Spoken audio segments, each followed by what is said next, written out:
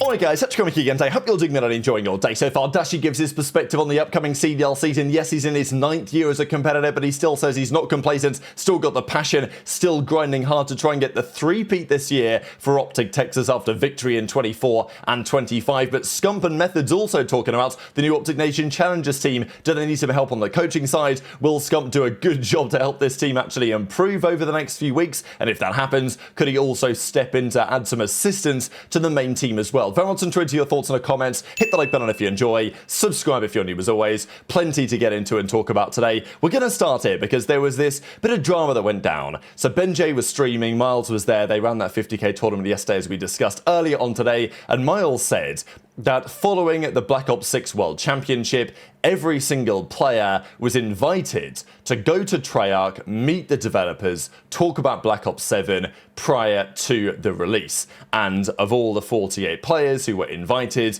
there was only one who showed up, and it was Mr. Daniel Ghosty. Now, this is pretty interesting. So the Black Ops 6 World Championship, of course, was shortly before the Esports World Cup, so there was still $1 million tournament on the line. I mean, it's more than that, nearly 1.8 million or whatever the prize pool was for that tournament.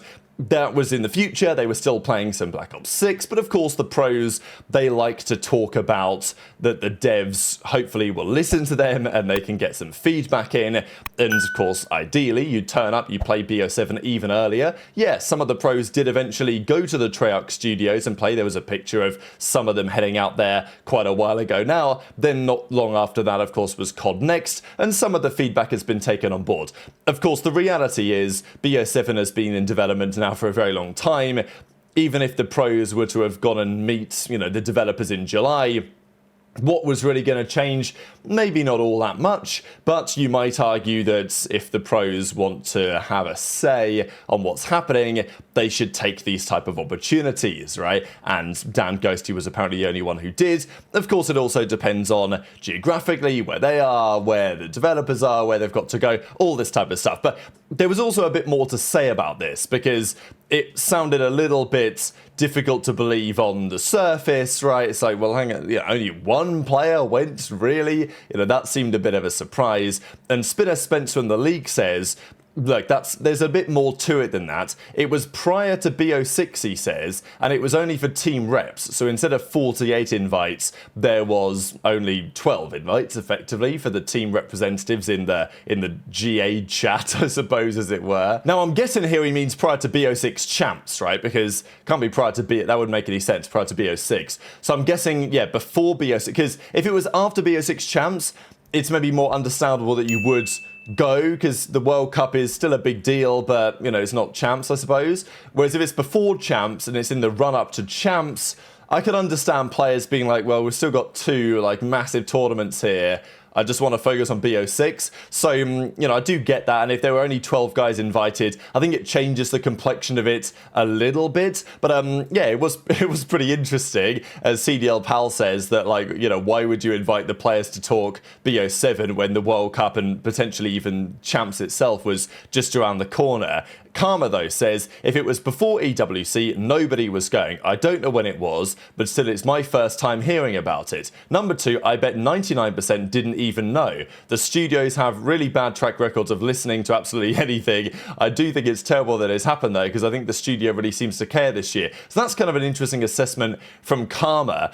I think his point number two is interesting enough. We know that the devs don't love to listen, but also Treyarch, if there's any devs that do, I think Treyarch and Sledgehammer are the ones that you could potentially get through to. And I think for years, people have known that the Treyarch devs, Matt Scrance, a number of others, have been very responsive to feedback, right? So I don't think the pros would necessarily have expected not to be listened to. I think point two is more interesting, that he didn't know about it. Karma says, and of course he was on the coaching the team that went on to win the World Championship and the World Cup this year. So he was very much in the picture for Black Ops 6.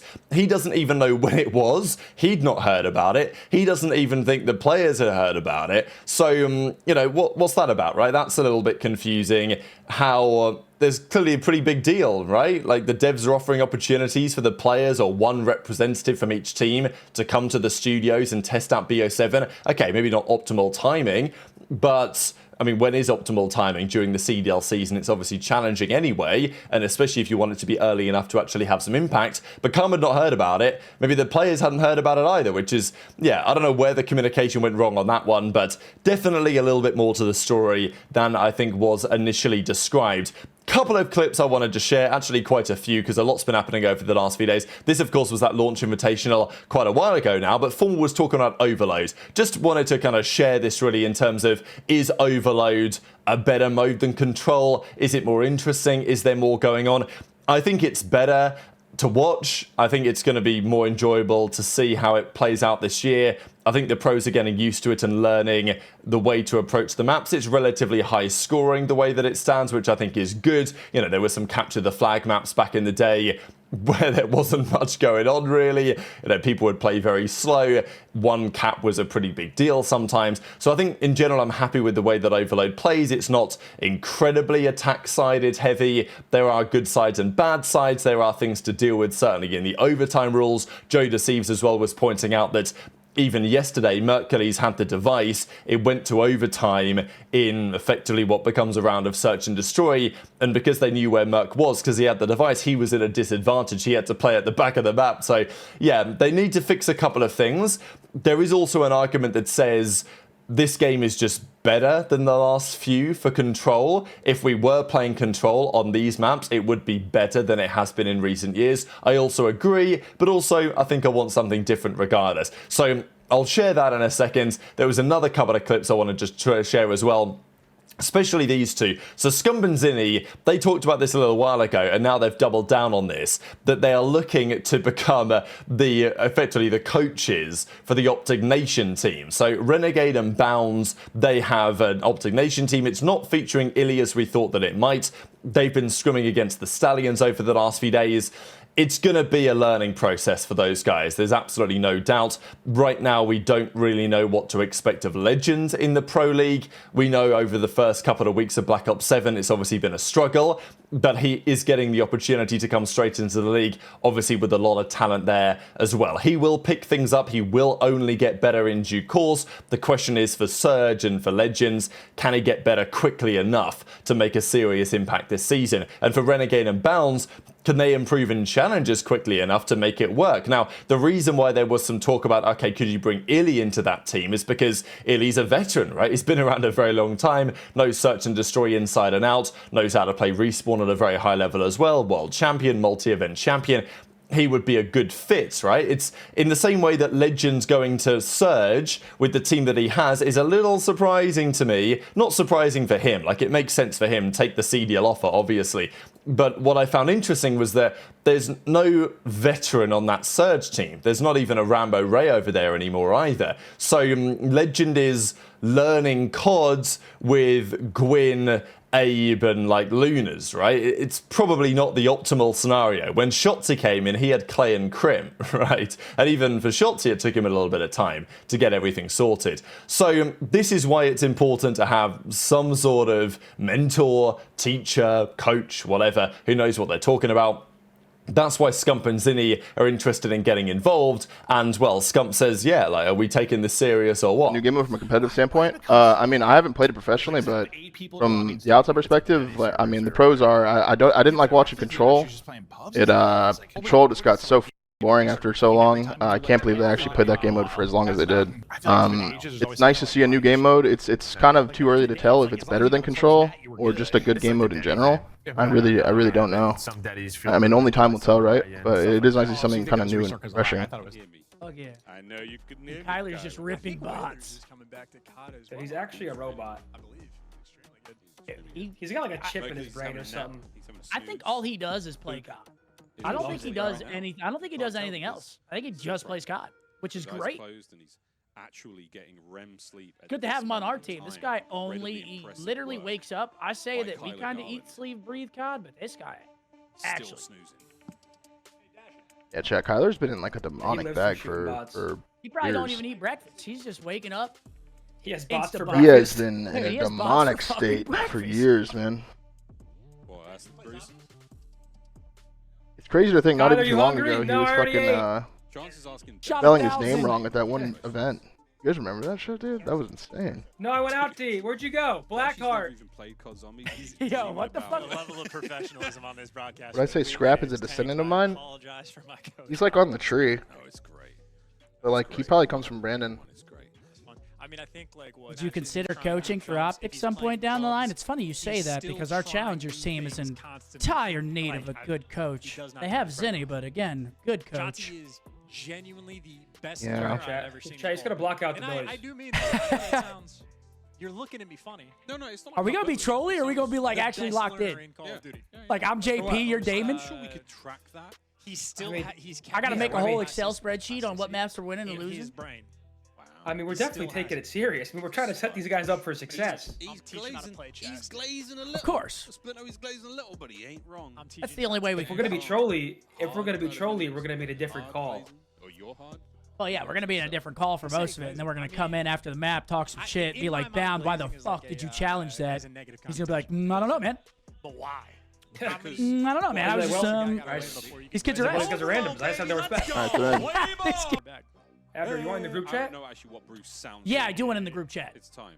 All right. wait, so they, I think we can say that. I think we course. should- what?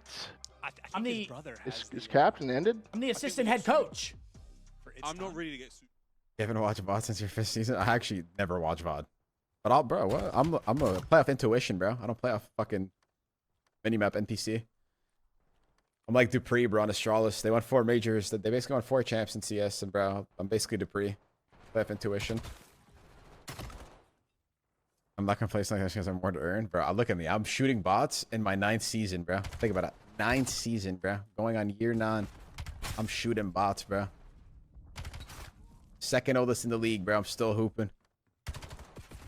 Looks like the passion is still there for Dashy, no doubt about it. We saw it yesterday at the tournament as well, especially after they won map 1 of the series. This is where Dashy stood up and was talking all kinds of crap to Ghosty on the other side and said, "Why you guys are terrible. It's just Ghosty in finals." So I'm excited for the season, and I think it's brilliant to see this from Dashy, because after he won his first World Championship in 2024, I wondered last season which direction things would go. I think it would either, I wasn't sure, it was either going to kind of take the monkey off his back, as it were, and mean that he can free up and be like, okay, all the pressure from the community, Dashy's so good, so talented, why hasn't he won much, he's not a world champion, you know, all this, right? It was happening for years. He finally got over that, finally won champs in 2024. One option was it freed him up to play his game and of course adapt to what the team needed, which he did, I think, very well last year, and keep on pushing, which is what ended up happening. Or he could have been like, well, I've done it all now, right? Like I've dealt with the haters, I've achieved everything that I intended to achieve, you know, multi-event champion, now a world champion, and it could have been a different story. But instead, I think it's gone the other way for Dashy, right? Like, he's had the opportunity from Scump's retirement. He's taken advantage of it. He's clearly enjoyed himself as well playing this game as well. And he's turning up to his 9th season, second oldest in the league, remarkably enough, behind only Slasher. And he's still putting in the work. He says, look, yeah, I'm not getting complacent. I'm still putting in the work. I think he's a little bit tongue-in-cheek when he's talking about the VODs. Obviously, OpTic will be watching some VODs, right? Like, they're not just not doing that. But his idea of not staring at the mini-map, which was, of course, the classic Rambo Ray discussion a couple of years ago, and all that drama was happening with OpTic, that Rambo would hold these VOD sessions where they would only look at the mini-map rather than anything else. Dashy, I think that still lives rent-free in his head to just a small extent. But very much enjoyed your thoughts on all of this stuff in the comment section below. Hit the like button if you enjoyed, subscribe if you're new, take care, and I'll see you next time.